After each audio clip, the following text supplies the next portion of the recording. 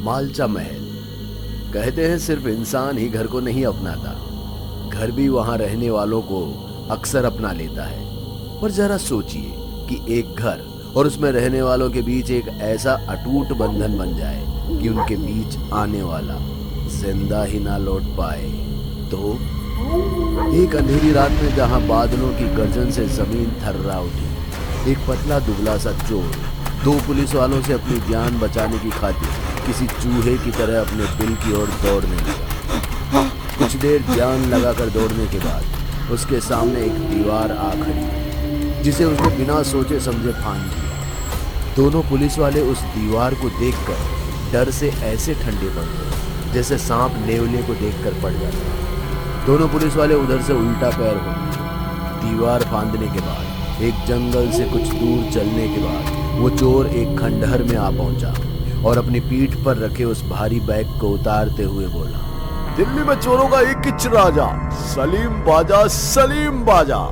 अरे ये मामा लोग अपन को कभी नहीं पकड़ पाया और कभी पकड़ भी नहीं पाएगा। टिक टका। सलीम अपने बचने का जश्न अभी मना ही रहा था कि अचानक उसे अपने पीछे से एक औरत की भारी भरकम आवाज सुनाई दी। किसने तुम्हें यहाँ आने की इजाजत दी? गुस्ताख, एक रानी के महल में घुसपैठ करने की गलती को जानता है? अबे एड़ी, सामने आके बात करना।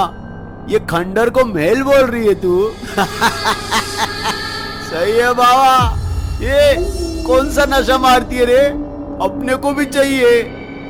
मगरूर, तुझे हम वो मौत देंगे जिससे तेरी रूह कांप जाएगी।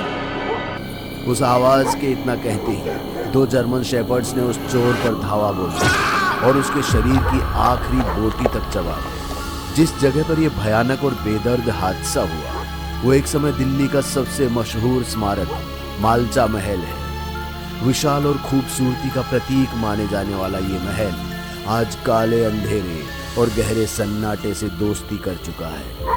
3 दिन बाद जूली रूस से भारत आई एक पर्यटक थी जो एग्जिट गेट पर अपनी टैक्सी के इंतजार में थी। एक पीली पगड़ी पहने उसका टूरिस्ट गाइड हाथ में गुलदस्ता लिए उसका स्वागत करते हुए बोला, जी good morning Julie madam, welcome to India जी। मैं आपका ट्रैवल गाइड हरविंदर सोडी। आपका सफर कैसा रहा? थैंक यू मिस्टर सोडी, और मेरा सफर काफी अच्छा और कंफर्टेबल रहा। सो आज हम क्या देखने वाला है? जी पहले तो मैं आपको होटल ड्रॉप करूंगा, फिर प्लान के अकॉर्डिंग दोपहर को कुतुब मीनार और शाम को इंडिया गेट। बहुत अच्छा, तो चलते हैं फिर। और जैसा कि उम्मीद थी, जूली ने अपने ट्रैवल गाइड के साथ पहले कुतुब मीनार के दर्शन किए और फिर शाम को इंडिया गेट का भ्रमण किया। कुछ देर घूमने और मोबाइल से तस्वीरें निकालने के बाद जब जूली और हरविंदर इंडिया गेट से कुछ दूर एक बेंच पर बैठ आइसक्रीम खा रहे थे, तभी जूली ने उत्साह से पूछा, हरविंदर, तुम हर टूरिस्ट को ऐसा ही घुमाता है, पर मैं कुछ अलग देखना और करना चाहता हूँ। माफ कीजिएगा मैडम जी, मैं कुछ समझा नहीं। अलग से आपका मतलब क्या है? मुझे कुछ हॉरर का एक्सपीरियंस करना है। हरविंदर, क्या तुम्हारी नजर में कोई ऐसी डरावनी जगह है जहाँ सचमुच किसी भूत प्रेत या आत्मा का साया हो? ऐसी जगह तो है मैडम जी, पर मैं आपको वहाँ नहीं ले जा सकता क्योंकि जो भी वहाँ पर गया वो जिंदा बच के नहीं आया मैडम जी। हरविंदर प्लीज, मुझे वहाँ ले चलो। मैं तुम्हें इस काम की 3 गुना कीमत देने को तैयार हूँ, पर मैं आज रात ही वहाँ हर हाल में जाना चाहता हूँ। ठीक है मैडम जी, अब आप इतना जिद कर ही रही हैं तो मैं कौन होता हूँ आपको रोकने वाला। बस आप एडवांस दे दीजिएगा। हाँ? जूली से नोटों का मोटा बंडल ले हरविंदर उसे अपनी मंजिल पर छोड़ा और साथ में उसे एक छोटा सा कैमरा भी दे दिया जिससे वो कुछ तस्वीरें ले सके।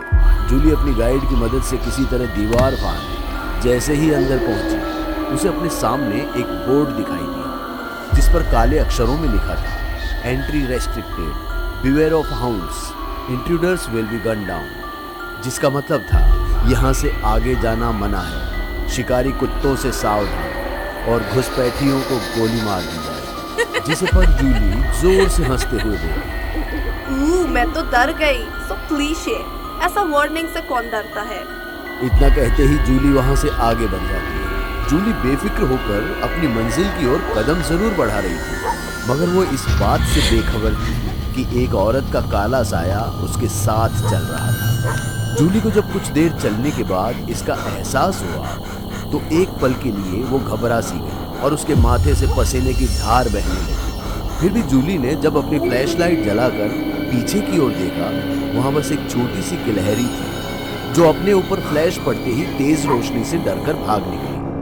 तकरीबन आधा घंटा चलने के बाद जूली अपनी मंजिल पर पहुंच गई। उसकी नजरों के सामने आलचा महल का वो खंडहर था जो एक जमाने में एक राज परिवार की रानी साहिबा का बसेरा हुआ करता था। सफर की थकान ने जूली को इस कदर चूर कर दिया था कि चटाई बिछाकर लेटते ही उसकी आंख लग गई।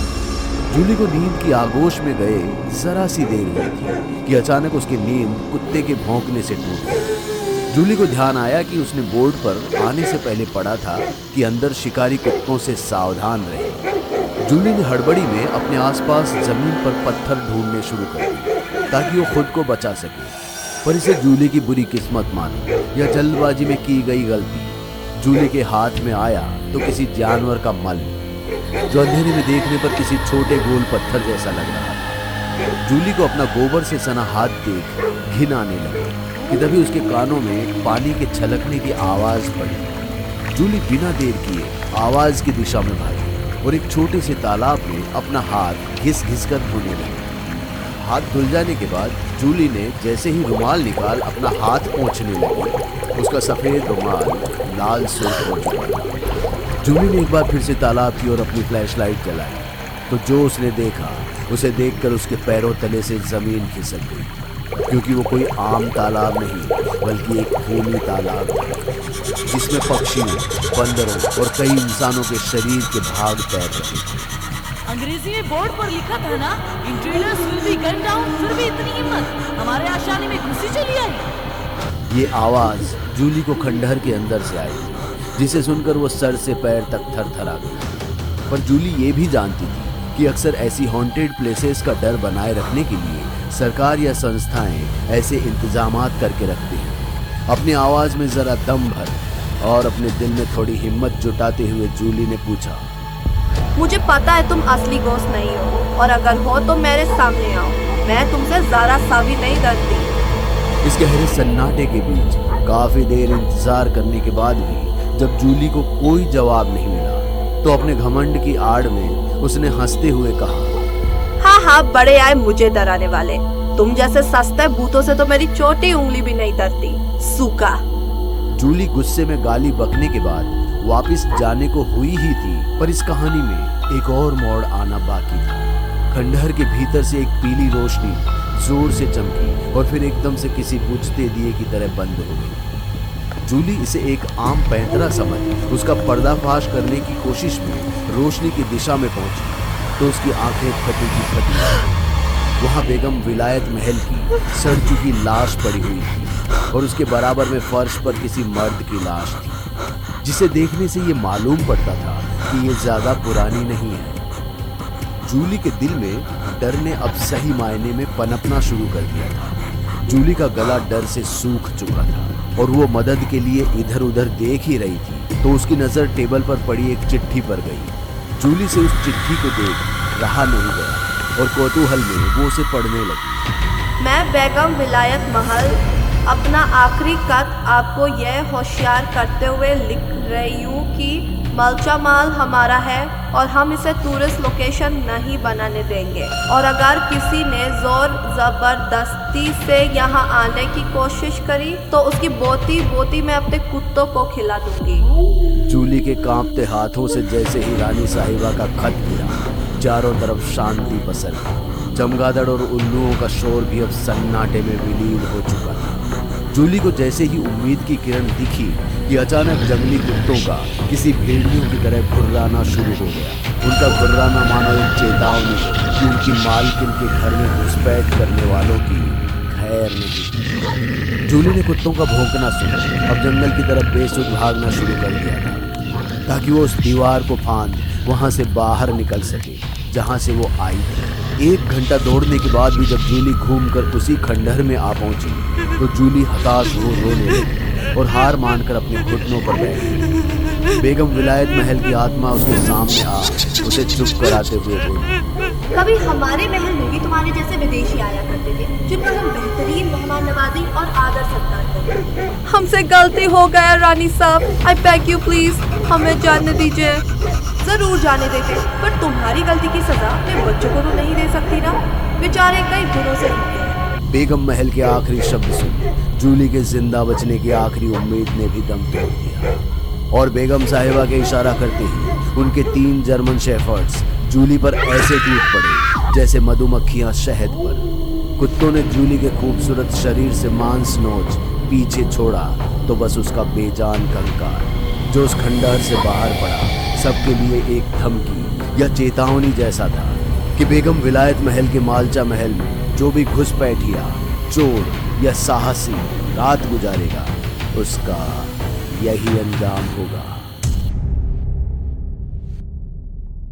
दोस्तों, अगर आपको हमारी कहानी अच्छी लगी हो तो लाइक, कमेंट और शेयर जरूर करें। साथ ही रेगुलर अपडेट के लिए चैनल को सब्सक्राइब करें और अगर आपके पास भी कोई डर से भरी दमदार कहानी है तो भेजिए हमारे मेल एड्रेस पर अभी।